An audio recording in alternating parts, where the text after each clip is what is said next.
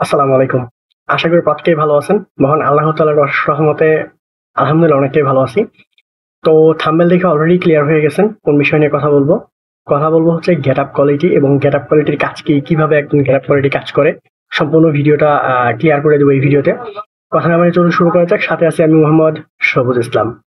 যদি আমরা step by step জানার চেষ্টা করি, গেটআপ কোয়ালিটি হচ্ছে ফিনিশিং পর্যায়ে বা এটা কমপ্লিট করার পর হচ্ছে আমাদের এটাকে কমপ্লিট করার পর প্যাকিং হবে এবং সেখান থেকে অডিট হবে এবং শিপমেন্ট যাবে।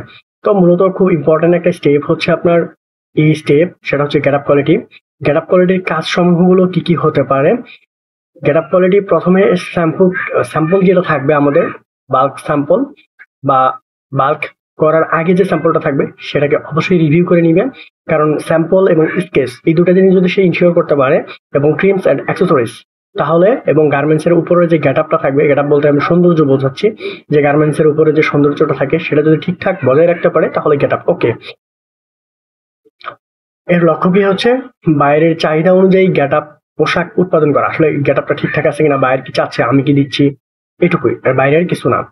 এক নম্বর হচ্ছে বাইরের চাহিদাকে ঠিকঠাক রাখতে হবে বা স্টাইলের সাথে এটা অ্যাপ্রোপ ঠিকঠাক রাখতে হবে। দুই নম্বর হচ্ছে ভিজুয়াল, যেটা বললাম যে উপরে ঠিকঠাক চেহারাটা ঠিকঠাক আছে কিনা নিশ্চিত করতে হবে।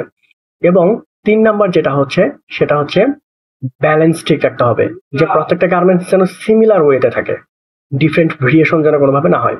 দেখা যাচ্ছে একটা গার্মেন্টস গেট আপ করার পর একরকম দেখা যাচ্ছে, আরেকটা গার্মেন্টস গেট আপ করার পর অন্যরকম দেখা যাচ্ছে। এই যে ভেরিয়েশনটা, এটা থাকা যাবে না।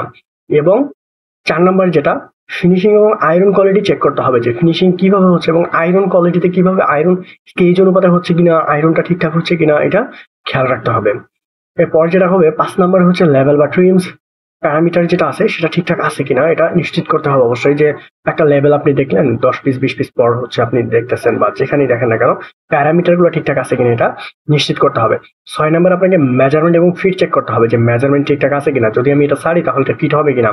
তো এই জিনিসগুলো আপনাকে অবশ্যই ইনশিওর করতে হবে। এবং মেজারমেন্ট যখন করবেন তখন বাইরের টলারেন্সের দিকে দেখবেন যে আমার এতটুকু ছাড়া যাবে বা এতটুকু ছাড়া যাবে না, বাকিগুলো কল আউট করতে হবে। ঠিক আছে।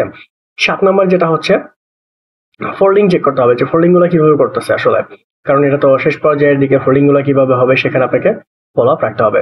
ওভারঅল গেট আপ যেটা বলে ওভারঅল ঠিক রাখতে হবে।